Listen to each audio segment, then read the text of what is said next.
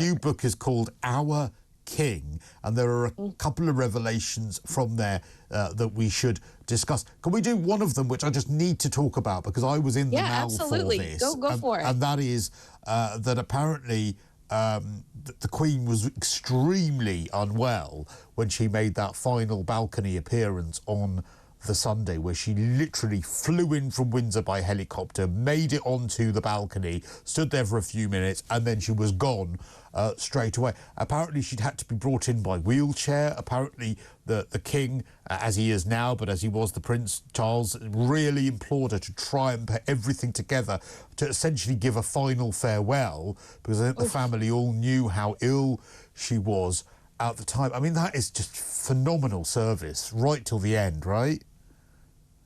I mean, it breaks your heart. It breaks your heart. I do believe that at the time, because you and I we worked together around the Jubilee, we felt it. We did feel like she wasn't feeling great, and there was some concern for her health. But we certainly didn't know she'd gone to that extent to present herself to the public as like you said, a farewell and a thank you and an I love you and a goodbye. Well, this was 3 months before her death, right? It was right. It was June was the Jubilee. It was September that she died. She was suffering, it's pretty widely known now, from quite an aggressive bone cancer, which is incredibly painful. In her 90s, 96 years of age. I mean, it is absolutely phenomenal that she could be bothered. You know what I mean? That she wasn't like, look, I'm just too ill, crack on without me.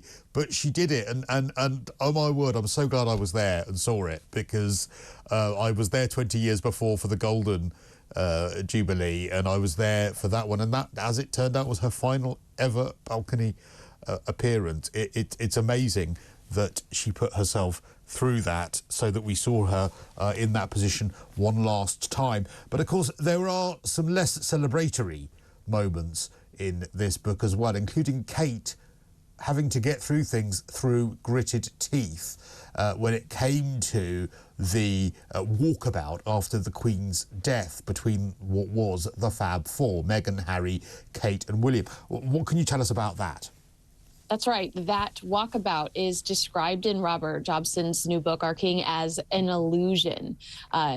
Kate actually went back and told some of her employees that she had, that it was one of the hardest things she'd ever had to do because of the ill feelings that everyone felt with each other. And, Cristo, you and I talk about Meghan Markle a lot. She's supposed to be the actress, not Kate.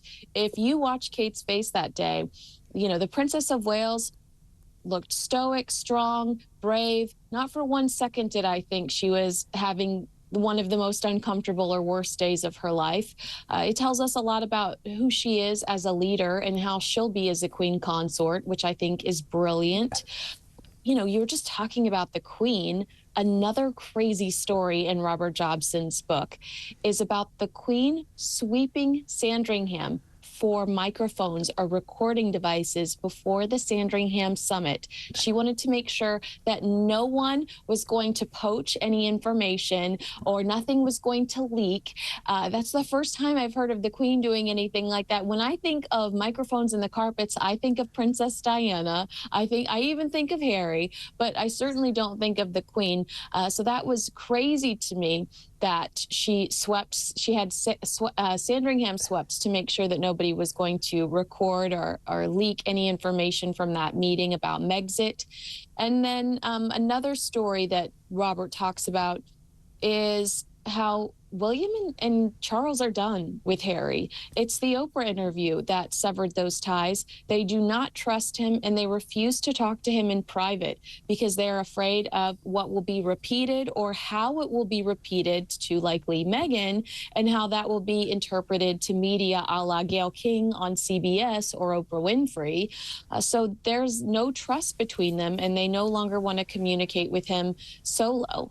And also in that same book, it's reported that the Queen was weary about it all and essentially thought that, I think that there are phrases that have been bandied around that are far less classy than this, shall we say. But Queen Elizabeth thought Harry was so consumed by his love for Meghan that it was clouding his judgment, and that she was tired of listening to the couple's criticisms of the institution. I mean, because she called them quite mad, Cristo. She said their behavior was quite mad. And it's true. I mean, they are absolutely, if you read anything that they've written, certainly in Spare, they're unhinged in some of their criticisms. And they seem to have taken, we've said this many times before, real minor incidents that probably are a bit annoying, and probably, you know, probably it's quite irritating being in this kind of institution, which is inherently unfair. It is, but you get a lot of great things as a result of it as well. Perks, including, you know, trips to Botswana every 5 minutes. And, you know, they've just absolutely made them into these huge, great big events. And also they've been dishonest. They have told so many porcupines regarding, you know, the fact that Archie and Lilibet weren't going to get titles, even though they said that they didn't want the titles that they now have bestowed on Archie and Lilibet. They weren't going to get titles because of their race. Yes. Which then they denied, sort of saying, which they also denied as well. The conversation was about racism when it came to this apparent concern over Archie's skin colour, which they then backtracked on, saying it's nothing to do with racism, and that they never mentioned the words racism. I mean, they're actually completely bizarre. And well, and talk about entitled.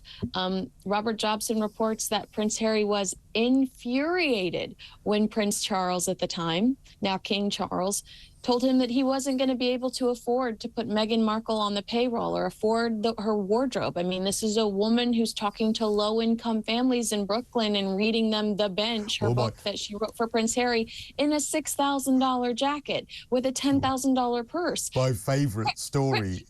Wait, Prince Charles wore a vintage suit to their wedding. Yeah. You know?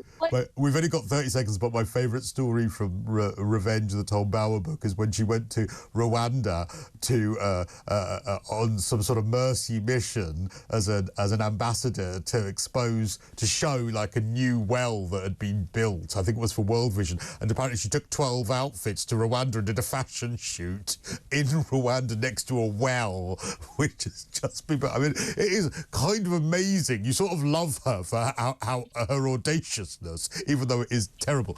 Kinsey, we'll do another I guess it's a moxie. It is. We'll do a podcast this week, Kinsey, but as always, an absolute pleasure. Kinsey Schofield with her Right Royal Roundup.